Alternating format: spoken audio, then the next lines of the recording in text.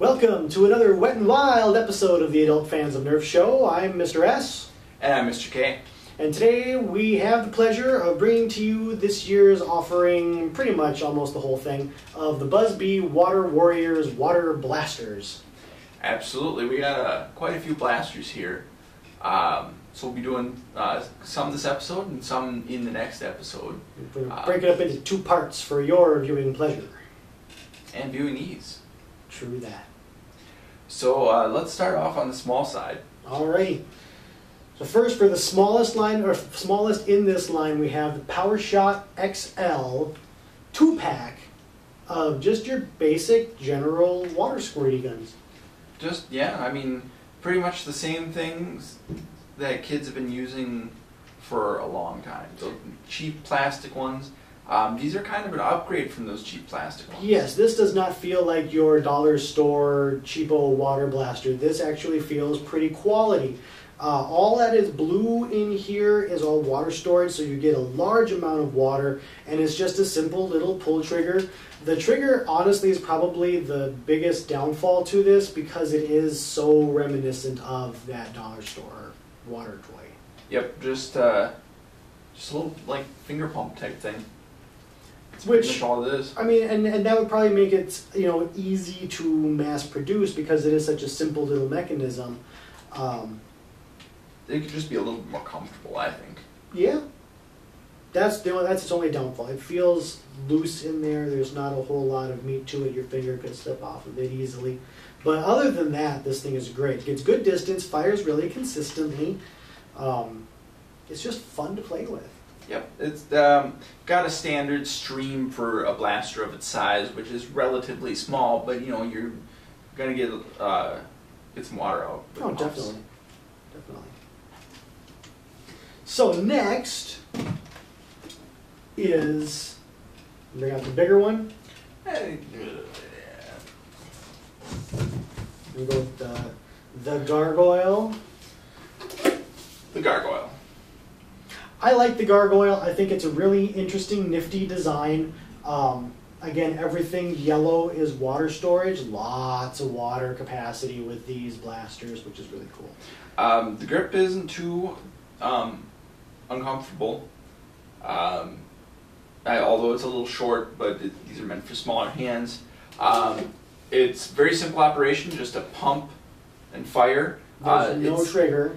It's just one of the simplest blasters that we probably have today because it's just 1, 2, 3, 4 pieces technically, and it gets you a stream that's a little bit bigger than the smaller blasters. Just by Powershot. Yep. Right, but it's so easy to use. It's fun. The handle is a little bit short, but as Mr. K said, smaller hands. But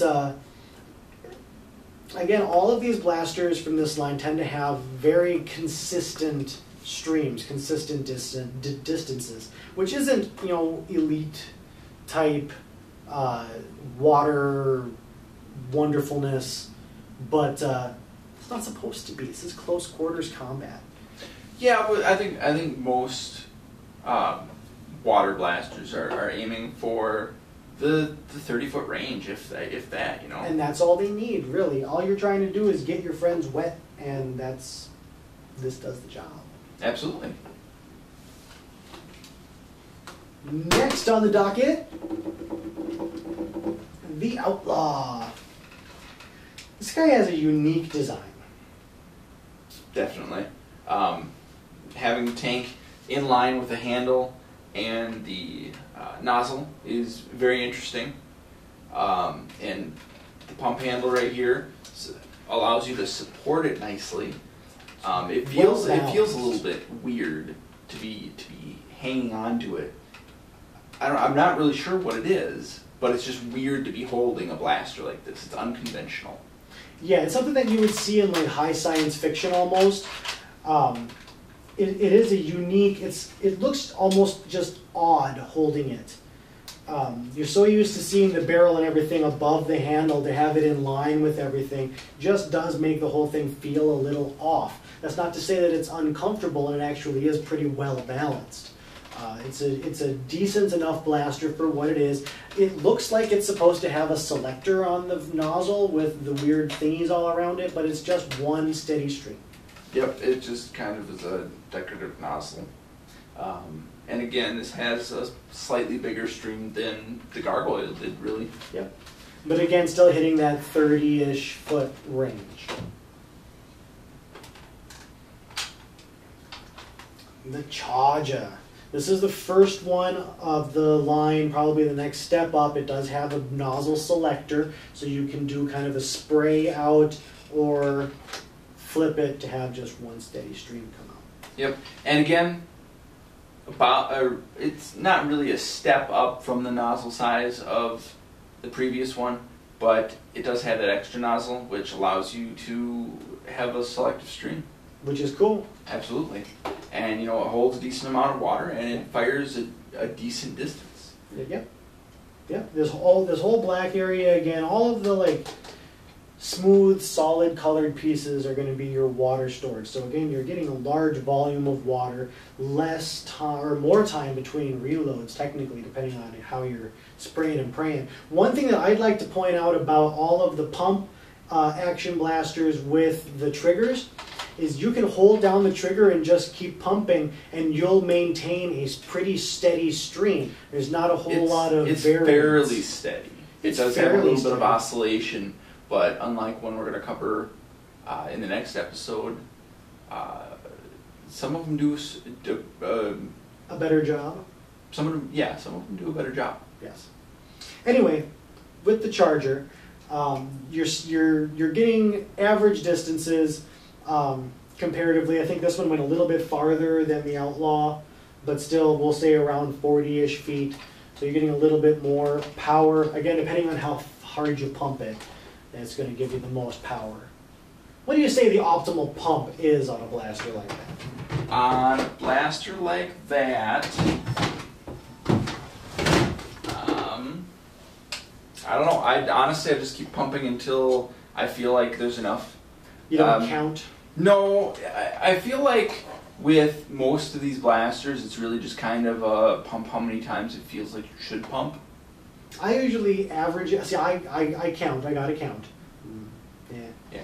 Well, I mean, so the instructions always tell you use between this many and this many pumps, or use exactly this many pumps, or whatever. But really, I think for the most, I can't think of a blaster that doesn't use some kind of method to kind of regulate how much pressure you put into the system. By now, some kind of relief. Some kind of a relief, so you don't just blow the system out. Yeah. Overpressure, for safety. Whatever. So, anyway, on to the next blaster, which is the Viper. Now that I look at it, this handle is almost in line with the barrel, like the Outlaw, but it doesn't feel as weird because it's down a little farther and the handle is tilted a little bit. The handle is tilted out more like a traditional pistol, and with the Outlaw it was pretty much straight up and down. Yeah, it was. This is a more natural grip, and it's not totally enclosed down here, so it doesn't feel closed off like that. This opening here, in my mind, makes it feel more like a traditionally handled blaster. The Viper has a fairly standard stream size.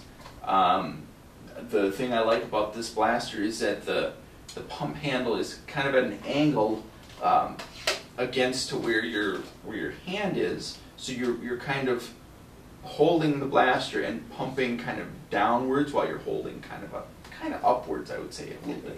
If anything, I think that would help you get this into optimal squirting angle. That's what I'm thinking. It. Yep, that's exactly what I'm thinking. So, but all in all, it's a fun blaster. All of these blasters are so fun. Mm-hmm.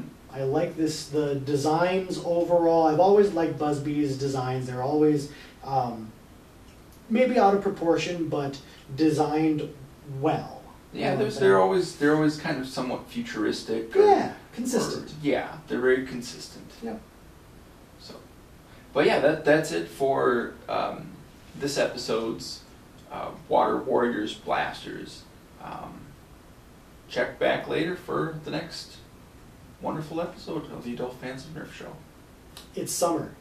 Go squirt something.